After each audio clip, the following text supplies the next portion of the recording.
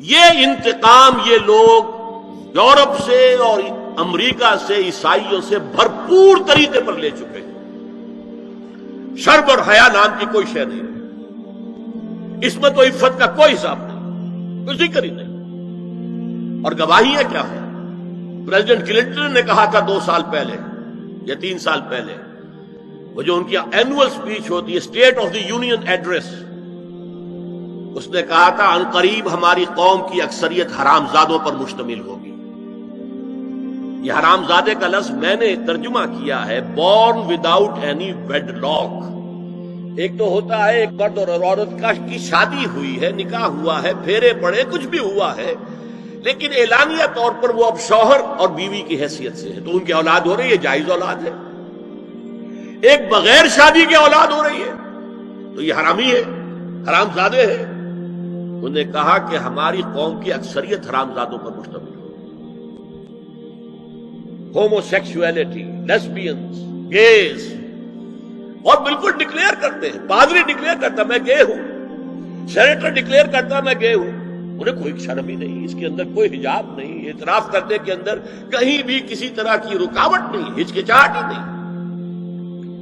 یہ جس کو کہا جائے گا پرمیسو ہیڈونزم، جنسی لذت ہر طریقے سے حاصل کی جا سکتی ہے۔ زنا بالرضا ہو تو کوئی جرم ہے ہی نہیں، ہاں زنا بالجبر ہو تو جرم ہے، بالرضا ہو کوئی جرم نہیں، جرم ہے ہی نہیں سرے سے۔ ساری اخلاقی اقدار کو اس طریقے سے انہوں نے ملیا میٹ کر دیا ہے۔ البتہ ابھی یہ تیسرا معاملہ کچھ عالم اسلام کی حد تک ابھی پورا ان کا پروگرام مکمل نہیں ہو سکا۔ ہمارے ہاں ابھی کچھ خاندانی نظام کی بنیادیں باقی ہیں، کچھ والدین کا ادب ہے، ان کی عزت ہے، ان کی خدمت کو انسان اپنے لیے سعادت سمجھتا ہے، بیوی اور شوہر کے درمیان محبت، الفت، باہمی اعتماد کی کچھ فضا ہے، خاندانی نظام ہے۔ اگرچہ تیزی سے بگڑ رہا ہے نظام ہمارا، اور ہمارا ایلیٹ طبقہ اوپر کا جو ہے وہ مغرب کے طرز پر جا چکا ہے، لیکن ہماری مڈل کلاسز میں، لوور کلاسز کے اندر ابھی کچھ اقدار ہیں شرم کی، حیا کی، عصمت کی، عفت کی۔ آپ پورا زوردار طریقے پر مہم چلا رہے ہیں کہ مسلمان ممالک سے بھی یہ ساری اقدار ختم کر دی جائے۔ چنانچہ نوٹ کیجئے، قرآن مجید میں 2 جگہ پر اللہ تعالیٰ نے اہل مکہ کو وارن کیا تھا۔ اولم یروا انا ناتی الارض ننقصها من اطرافها، کیا یہ قریش دیکھ نہیں رہے کہ ہم رفتہ رفتہ ان کی طرف بڑھ رہے ہیں، چاروں طرف سے ان کے گرد ہمارا گھیرا تنگ ہوتا جا رہا ہے، ان کے گرد جو قبائل آباد ہیں وہ ہمارے حلیف بنتے جا رہے ہیں۔ یہ سورہ رعد کی آیت ہے، اور اسی طرح سورہ انبیاء میں ہے، افلا یرون انا ناتی الارض ننقصها من اطرافها۔ تو اسلام گھیرا تنگ کر رہا تھا رفتہ رفتہ کفار مکہ کے گرد۔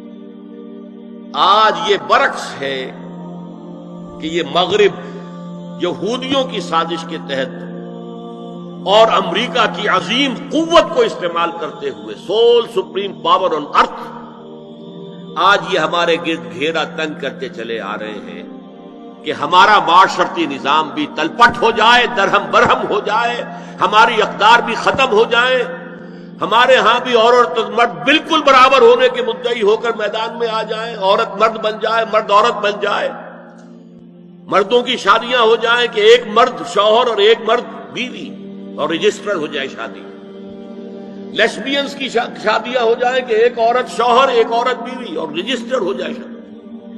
یہ سارا کام ناتی الارض ننقصها من اطرافها، اس کی مثال کیا ہے کہ پہلے اس پروگرام کے تحت 1994 میں کانفرنس ہوئی قاہرہ میں، عرب ورلڈ کا وہ مرکز ہے، اس لیے کہ عربوں میں تعلیم کے اعتبار سے، ٹیکنالوجی کے اعتبار سے سب سے آگے مصری ہے، تو یہ چونکہ ان کا ثقافتی اعتبار سے امام ہے، وہاں جا کر انہوں نے ڈیرا لگایا اور ان افکار کی اور ان نظریات کا پرچار کا معاملہ کیا۔ دوسری 1 سال کے بعد کانفرنس کر دی بیجنگ میں، تاکہ ادھر سے اور ایک اور طرف سے گھیرا ڈالا جائے اور عالم اسلام کا جو یہ حصہ ہے ایشیا کا، اس کے اوپر اثر انداز ہوا جائے. اور اس کے بعد بیجنگ +5 کانفرنس ہوئی ہے، اور یہ ہوئی ہے United Nations Assembly, United Nations Organisation کی جنرل اسمبلی کے تحت، اور یہ ہوئی ہے جون سن 2000. اب اس میں جو بھی ایک پرچہ تیار کیا گیا تھا ایجنڈے کے طور پر، اس میں جو سفارشات تھی وہ میں آپ کو بتا رہا ہوں. امپیکٹ ایک رسالہ نکلتا ہے لندن سے، اس سے میں نے یہ چیزیں لی تھی، اور انگریزی ہی میں ہم نے ایک دفعہ بڑی تعداد میں اس کو شائع کر کے تقسیم بھی کیا تھا. لیکن اس میں صرف آپ کو یہ بتا رہا ہوں کیا فیصلے تھے، کیا کرنا ہے. نام اس کا کیا تھا کانفرنس کا؟ Women 2000 gender equality development and peace for the 21st century. Preparatory document میں نمبر 1 ہومو سیکسولیٹی کو نارمل سیکسول اورینٹیشن قرار دیا جائے. کوئی جرم نہیں ہے مرد مرد سے شہوت رانی کرے، عمل قوم لوط، یہ کوئی جرم نہیں، کوئی حرام نہیں، کوئی بری شے نہیں، نارمل اورینٹیشن ہے، یہ مزاج ہے. ایک شخص جو ہے عورت سے اپنی خواہش پوری کرنا چاہتا ہے، ایک مرد سے کرنا چاہتا ہے، تمہیں کیا اعتراض ہے؟ ہومو سیکسول میرجز کو تسلیم کیا جائے، جو اب تسلیم ہو رہا ہے. یورپ کی کئی ریاستوں میں رجسٹریشن شروع ہو چکی ہے، امریکہ کی، یورپ میں تو پہلے سے ہے، اسکینڈینیوین ملکوں میں پہلے سے موجود ہے. نمبر 3 عورتیں گھر کا کام کاج کرنے سے انکار کر دیں یا اس پر ویج طلب کریں، مزدوری دو ہمیں، محنت دو تب ہم کام کریں. یہ چولہا جھونکنا، یہ روٹی پکانا، برتن دھونا، یہ اس کے لیے ہمیں اجرت چاہیے، لیبر. نمبر 4 عورتیں حمل اور وضع حمل کی جو تکلیف برداشت کریں اس پر بھی شوہر سے اجرت لیں.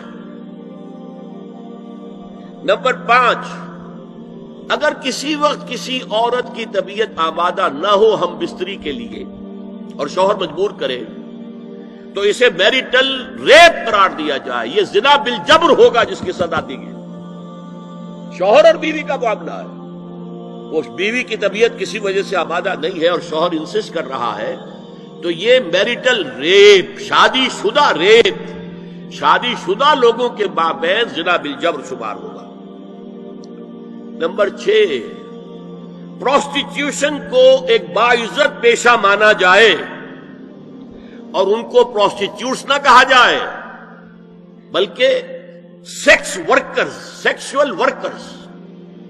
جیسے مرد ہے وہ اپنی جسمانی قوت استعمال کر رہا ہے، وہ چلا رہا ہے، کسی چلا رہا ہے، یا وہ کہیں اینٹیں ڈھو رہا ہے، یا کوئی اور دماغی صحت اپنے استعمال کر رہا ہے، ڈاکٹر بیٹھا ہے، نسخے لکھ رہا ہے، فیس لے رہا ہے. عورت بھی اپنے جسم کے ایک عضو کو استعمال کر رہی ہے تو وہ سیکسول ورکر ہے اور وہ پیشہ ہے اور وہ باعزت ہے، اس پر قطعاً کوئی قدغن نہ ہو. 7 وراثت اور طلاق میں بالکل برابری، کوئی فرق نہیں.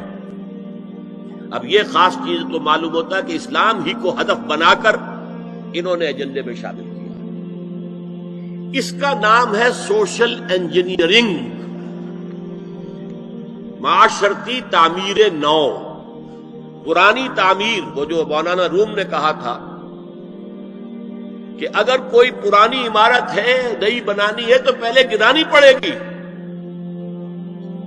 اولا تعمیر را ویرا کنن، تو پہلی تعمیر گرائیں گے تو دوسری بنے گی.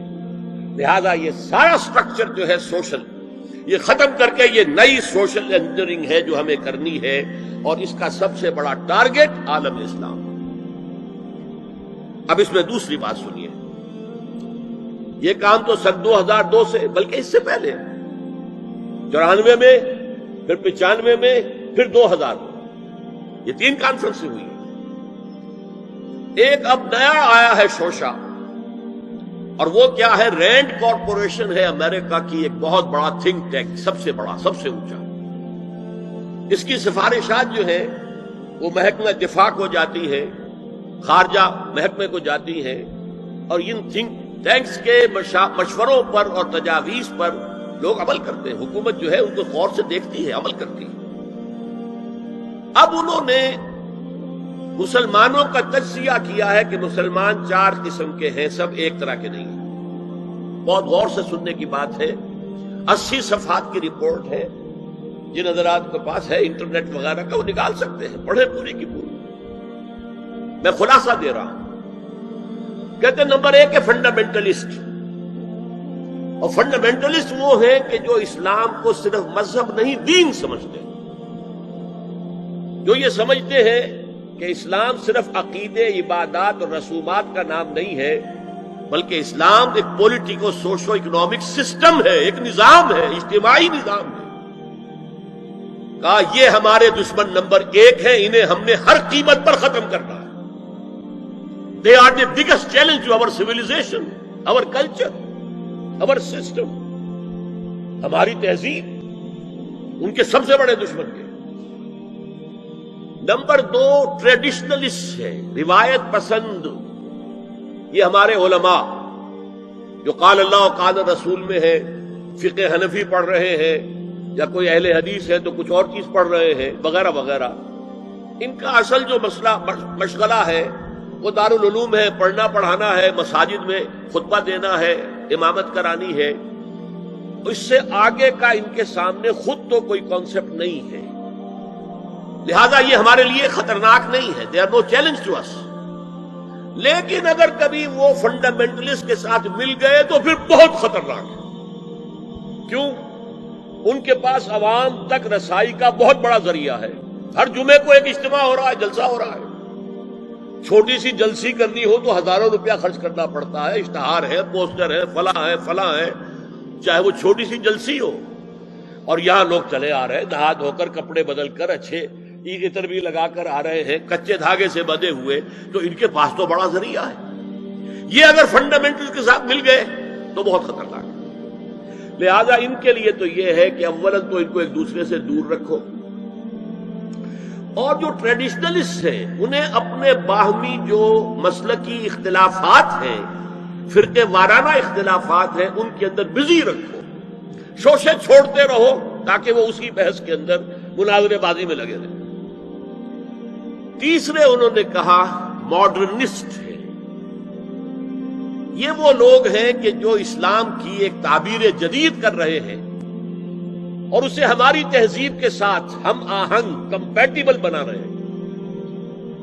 ان کی مدد کرو، انہیں سپورٹ کرو، انہیں پیسہ دو، اور ان کے لیے خاص طور پر پرنٹ اور الیکٹرانک میڈیا میں ان کی اپیئرنس کا بندوبست کرو، اس لیے کہ ان کے پاس کوئی اور ذریعہ تو ہے نہیں۔ ان میں سے کسی کو کوئی مسجد میں خطیب بنا کر تو نہیں کھڑا کرے گا، بلکہ داخل بھی نہ ہو سکے شاید وہاں، تو ان کے لیے ذریعہ چاہیے تاکہ عوام تک پہنچے۔ آج کا سب سے بڑا ذریعہ ٹیلی ویژن ہے، لاؤ انہیں اس پر، اور انگریزی پریس ہمارا خاص طور پر جو ہے ان کا اعلی کار ہے۔ ان کے لیے یہ ہے کہ ان کی مدد کرو، سپورٹ کرو، اور انہیں پرنٹ اور الیکٹرانک میڈیا کے اندر انہیں ایکسپوژر۔ چوتھا کہتے ہیں وہ ہے سیکولرسٹ، پہلے ہی سے ہمارے ہیں، ہماری جیب میں ہے، وہ تسلیم کر چکے ہیں، ہضم کر چکے ہیں کہ نظام کا، زندگی کے نظام کا کوئی تعلق مذہب سے نہیں ہے، مذہب نام ہے عقیدے کا اور عبادات کا اور رسومات کا، تو یہ تو ہمارے ہی ہیں۔ تو گویا کہ 2 جمع 2 تقسیم ہو گئی، 2 کو سپورٹ کرو، مدد دو، اور 2 کو سپریس کرو، اور ان دونوں کو ایک دوسرے سے دور رکھو، اور جو ٹریڈیشنلسٹ ہے، روایت پسند، انہیں ان کے اختلافات میں الجھائے رکھو۔ یہ ہے پالیسی جس کے تحت آج ایسی باتیں آپ کو اپنے الیکٹرانک میڈیا سے، ٹیلی ویژن سے سننے میں آ رہی ہیں، اور بڑے بڑے دانشور ہیں جو کہہ رہے ہیں شراب اسلام میں حرام نہیں ہے، شراب پی کر دھت ہو جانا، بالکل مدہوش ہو جانا حرام ہے۔ آپ کو معلوم ہے کہ وہاں بھی کہا جاتا ہے ڈرنکرز وہاں بھی پسند نہیں کیے جاتے، اتنے پینے والے کے ہوش کھو دیں، مغرب میں بھی پسندیدہ نہیں، لیکن وہ کہتے ہیں کہ اصلاً شراب حرام نہیں ہے اسلام۔ اور آپ کو معلوم ہے، میں نام نہیں لینا چاہتا، یہ ہماری بدقسمتی ہے کہ علامہ اقبال کے فرزند ہیں جنہوں نے یہ بات کہی۔ پھر انہیں کے ایک اور ہم نام ہے، انہوں نے شوشہ چھوڑا، اسلام میں پردہ ورتا نہیں ہے، قرآن میں پردہ نہیں ہے، یہ تو ایک وقت کی سوشل ضرورت تھی، ایک خاص وقت کی ضرورت تھی جس کے تحت کچھ احکام دیے گئے، ورنہ یہ کوئی مستقل احکام نہیں ہے۔ یہ ہے وہ صورتحال کہ جس کی بنا پر میں نے آج اس موضوع کو اپنے لیے اختیار کیا۔